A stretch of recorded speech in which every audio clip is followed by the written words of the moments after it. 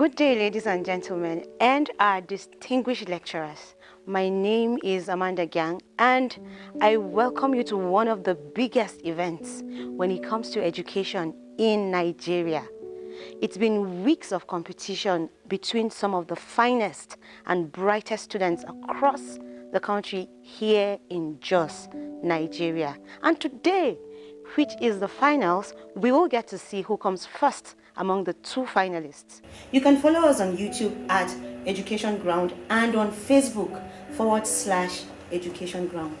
Now, let's get to the judges as they introduce the students.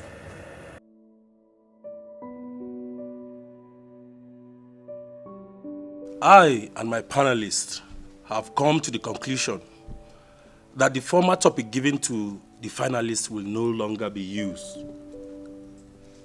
Since it's a debate, we don't want our finalists to read from the memorized topic. Instead, we are going to give a spontaneous topic to test their intelligence while they take on the debate. Thank you so much, my senior colleague, for giving me the opportunity to moderate this debate. The new topic will be titled Westland. The contestant can use any part of the country, event, or time to portray their point. I believe we are all on the same page so far. Good. Now representing the University of Jos, ADAMU Mohammed and Haruna Godfrey. They will take turns. ADAMU will start first, and they must not exceed the set time or marks will be deducted from the scores. Is that okay? I stand on an existing protocol. But first off, I'd love to acknowledge the presence of our esteemed lecturers here. It's a great honor. Being a citizen of Nigeria and also coming from the north, all we've known is waste. The country, our beloved country, has taught us the word waste. Waste of time, waste of energy, waste of resources, waste of lives, and even the waste of lands. Well, northern Nigeria is one of the largest regions in Africa. Even if we don't have oil, we have good soil to make produce for the whole world. Food produced here is not just enough to feed people in this part of the world, but even people abroad. Despite all the land and natural resources that this great country is blessed with, government is doing little or nothing to harness these resources in a bid to make life better for the citizens. Our religious leaders, on their part, have sown the seeds of hatred in the hearts of people, where you have herders, takers, and farmers destroying our source of livelihood. Silos and other preservative companies lie waste and covered in grasses, owing to the fact that the government has refused to renovate or build new structures.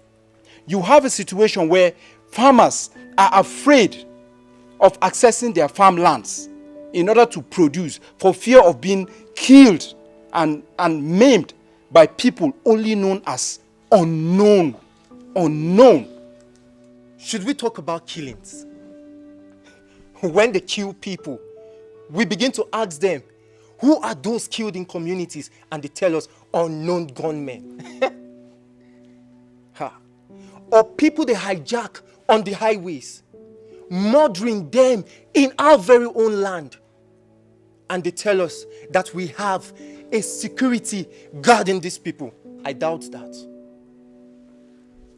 Aside having natural resources and a good soil to make produce for the world, let's talk about our precious stones. We make stones that could generate income and much revenue for the country Nigeria. But what do we have? A government that neglects its people, thereby allowing criminals in white skin to ruin us, making us modern day slaves. And we die and we shiver in our own cold blood in this same land. I mean, what about national security? Nigerians living in the southern and western part of this same beautiful, amazing, great country are afraid of coming to the north. Why? Because they are afraid of being killed and butchered in cold blood and filmed for the whole world to see. Is that the Nigeria we want? I think it's time we picture the so-called giants of Africa. That's the Africa everybody wants to see. A country that does not protect the life of its citizens, fathers, mothers, brothers and sisters. That's the country that we are in. We watch videos springing forth every day of military men who protect us.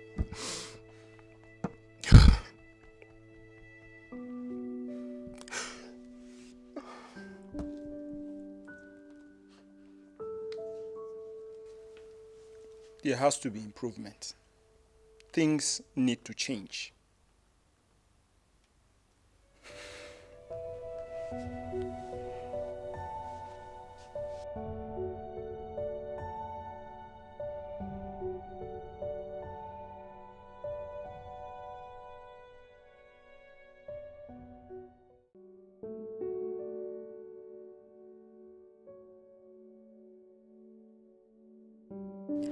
All protocols duly observed. Let me begin with our educational sector. Now, this sector is one of the major time-wasting sectors in our dear country. And with all due respect to our esteemed lecturers, but they have found a way to make sure that they take pleasure in wasting the time of their students. To these lecturers, God is A and they are B. And at the end of the day, they make the so-called leaders of tomorrow to be graduates, but with very low grades. Graduating with pass or low grade, making most of the years in the university wasted. Now, most students do not even graduate, while those who manage to scale through are told to depend on skill acquisition to survive, aka Sayid is the answer. Now tell me, how can you even get a job with pass as a result? After more deliberation with the government, our union leaders will deliberately go on strike for months, sometimes even years, making the average student suffer for it. A 4-year course will now turn to 5 or 6 years. Meanwhile, you planned your life already. Now, most of their kids school abroad, so it doesn't even affect them, I guess. Like she said, courses that would have taken 4 years or 5 years would take 7 to 8 years to complete. Yet again, wasted years. Cultism has enveloped the hearts of our youths, and they take pride in flying colors. Up south, if you do not fly a color, you are considered a Jew.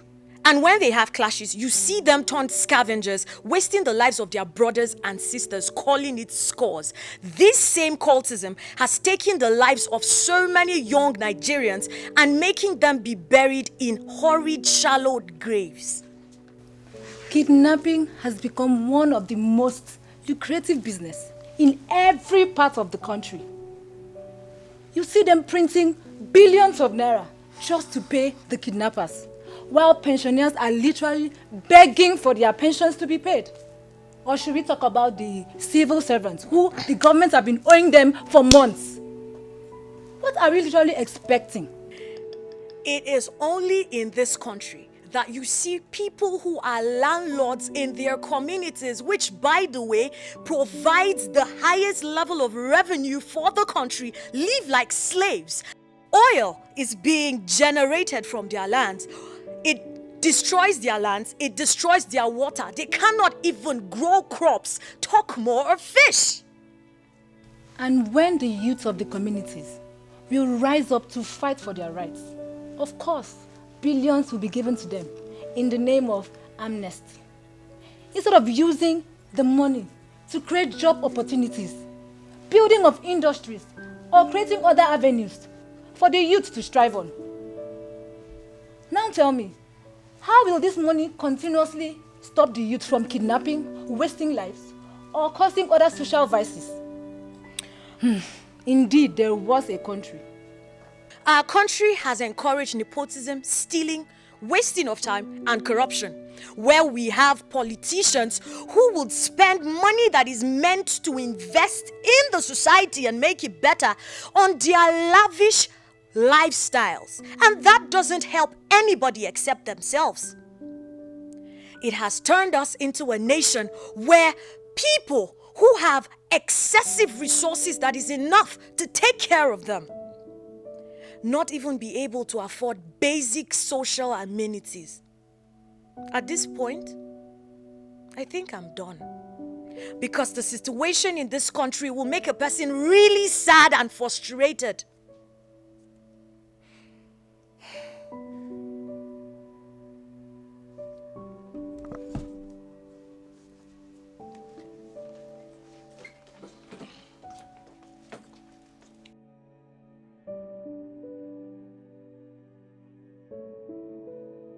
This started as a debate.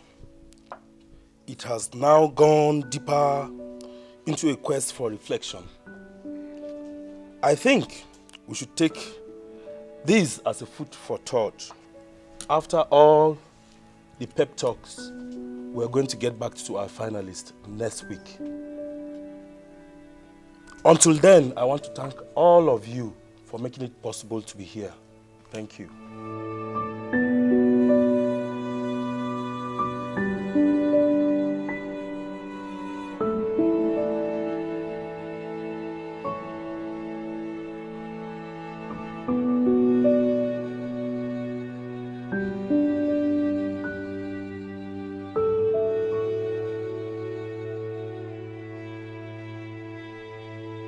you.